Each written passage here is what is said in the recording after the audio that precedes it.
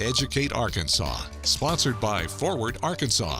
John L. Colbert, Superintendent of the Fayetteville Public Schools. 47 years ago, I was hired as a special ed teacher at Bates Elementary. I taught there for 8 years as a special ed teacher for 4 years, and then 4 years as a 6th grade teacher. And then it was a great time there, and it was kind of interesting. I had an intern to come in who was doing her internship in HR, and so she watched me being an unofficial assistant principal during that day and all, because Mr. Hanna trusted me to really, work with the teachers and be over the school while he was out. And so from that time, she noticed my work, and she hired me because she went from there to Fort Smith as a HR director, and so an opening came there. She hired me as my first principalship at Howard Elementary. So I commuted 3 years going there. And then when an opening came up at Jefferson Elementary, said, "Hey, John L., we got to know." And I said, "Yes."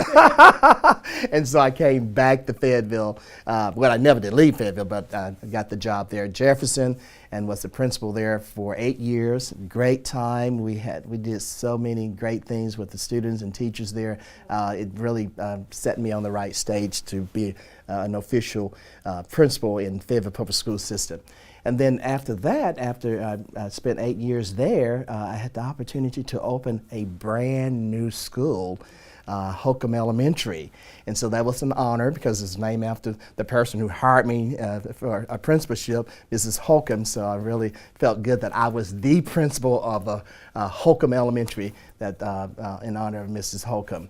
And then did that for 12 years, and then got a call coming from church event in Missouri from Dr. New, and he said, "Hey, I want to talk to you about coming to the central office." And I said, "Really?" And, being a principal and being at a new school, I was loving it. And so he says, "Yes, I want to consider you and Dr. Stark as a position because I'm restructuring the organization at the administration. I want to have an associate superintendent for elementary ed." And so, of course, I said, well, talked to my wife as we was driving back, and she said, "You need to try it, go for it." And I did. And so I got that opportunity to be the associate superintendent for elementary ed under Dr. New. And so I thank him for that opportunity. And then did that for, 6 years, and then another superintendent came in. Then I became the associate superintendent for support services.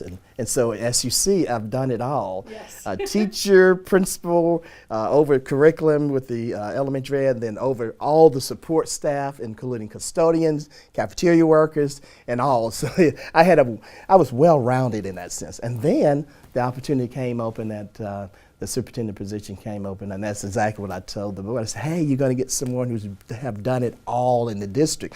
And plus, everyone knew me, and that made it easy too, and I knew the system. So that was my journey to become the superintendent of Fayetteville Public School System. Building that trust, building that one Fayetteville, and letting everyone know that everyone in this district are important, bringing everyone together, that, my custodians would say, they're important. My cooks would say they're important, and then of course my teachers and all. So just to see that we all was on the same page, making a difference in the lives of kids, and I felt real good about that, and feeling that we are one team with the same goal and trying to make a difference for all kids, and all means all. That's my little philosophy, and so we do try to make sure that we make a difference in the lives of all kids. Yeah, COVID-19. I wasn't expecting that. Just making sure that we continue to keep our doors open, making sure that our kids were safe and all, and the staff during that time. It was a big challenge, but we did it.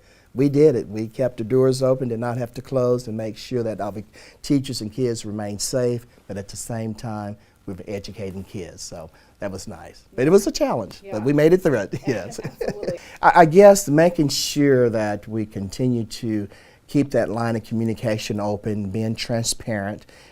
We did that quite a bit, but I think that we need to make sure we always do that, because it makes a difference, because that means that the community is going to trust us and believe in us because we are being transparent. We are telling them exactly what is happening day to day under circumstances like that. The good thing about the situation, as I told the board, You know, I won't be new to the situation. I'm old to the situation. I've been there, I've done that.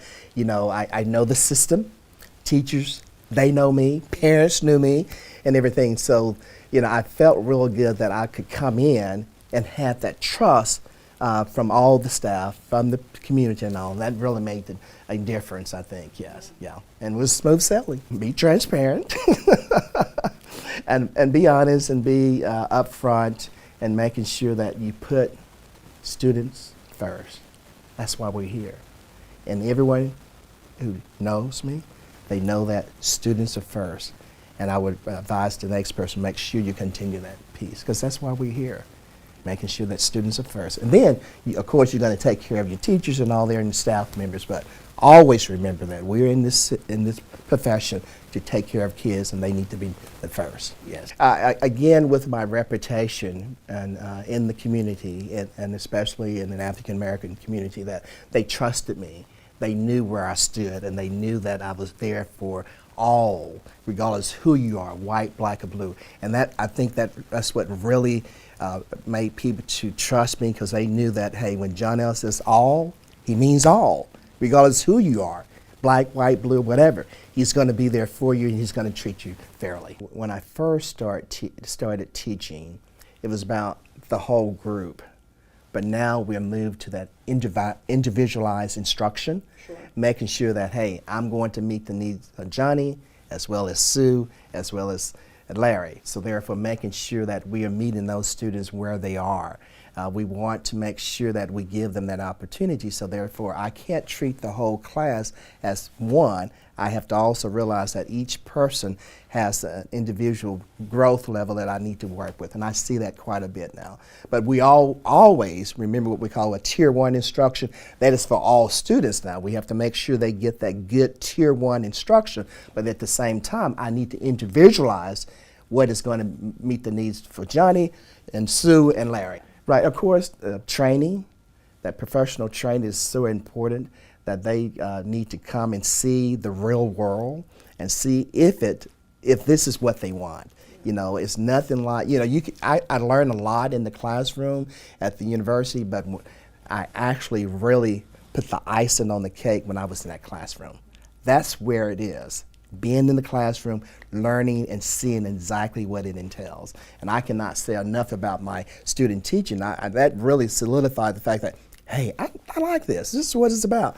And so if you're going to come this way, I would encourage, you know, those future teachers to come and observe and see what it entails being in the classroom, because it's different. Yeah. It's different. It's not easy. Yes, right. So. Do you see that passion still in the young teachers? Yes, I do. Right, yeah. Those who are in the classroom, they're there because they want to be there. They love doing what they're doing, yes. Yeah. It's still, you know, it's a lot. It's not easy. But, you know, you have that drive and you say, hey, this is what I want to do. I want to make a difference in Johnny's life. Yeah. And I'm going to come with 100% and give it all. Oh my goodness, it's just, I'm speechless actually. Every time I think about that, I feel so honored that the board has decided to name the new school the John L. Colbert Middle School. I just feel honored and touched that they thought enough to name that in my honor. So I feel great. I feel great. Yeah, yeah. It's special. It's real special. You said that the ribbon cutting is going to be mid-June. Yeah, June the 15th. Yes, right, June the 15th. It was kind of neat. I tried to not to be a part of it. I left it in the hand of the principal, the new principal, Mr. Collier. And he devised the plan and came and, hey, this is what I want to do. And I said, go for it. And so what he wanted to do first is just get some input from the community as a whole. And so everyone within Fayetteville School District had the opportunity to submit their choice of what the mascot should be. And so that was kind of fun. And I enjoyed it because everywhere I went, you know, everybody said, Dr. Colbert, I sent in my choice now. Hey, thank you for allowing us to do that. So that was neat to see the community to be involved. And then Mr. Collier took that, and then the final decision was left up to the incoming students and the teachers, and they chose Cobra for the new mascot for the John L. Colbert Middle School. Hopefully they would try to make sure that they treat everyone the way they would like to be treated. because that's where my life, my parents taught me that, hey, don't forget, John L., treat the person the way you wanted to be treated, and making sure that everyone is treated fairly. Everyone has the opportunity to excel at his or her level of ability, So that's what I'm hoping is going to take place at the John L. Colbert Middle School, yes. Take care of John L. Hopefully, I want to travel.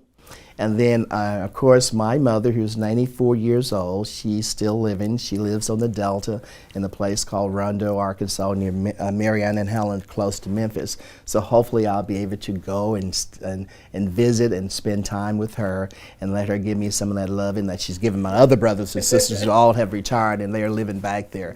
So that's the number one thing. I want to spend a lot of time with my mother. Yeah. And then, of course, I'm going to be at the beck and call of my granddaughters. I love when they pick up the telephone and say, G, Paul. And I say, yes, G, baby, what you need. I'll be right there. So I'm going to look forward to doing that. And I cannot say enough about the support that I've received from the parents in the community, and especially when we went out and asked them to pass the millage. And as you see all the results from that, building a brand new school, building the athletic complex, and then also touching every school in the district. That says a lot. And I look back upon that and say, wow, the community believed in us. The community believed in this education system. That they said, yes, we're going to vote for this millage, and yes, you can make a difference in every building in the district. So I feel honored that that took place. I cannot say enough to my fellow community members and all, say, hey, thank you for the support, and thank you for allowing Fayetteville to make sure that our buildings are up to code, that every building was touched from the millage, passing of the millage, yeah. It's going to be kind of hard, it's going to be touching. Bittersweet, I guess I should say that. It's going to be bittersweet. On one hand, we say, oh, it's that time for me to go out into the world and enjoy life. And the other time, say, oh, I'm going to miss this. My goodness, what is it going to be now after I leave here? So not only serving as the first African-American superintendent, but the first superintendent who went from teaching to the superintendency level. So that's an honor. That's an honor. And I cannot say enough about my journey through education here in Fayetteville and how I was treated as a professional and the trust that I've received and everything, how people look up to me. And I thank the board for giving me that opportunity to be the superintendent. So it's an honor.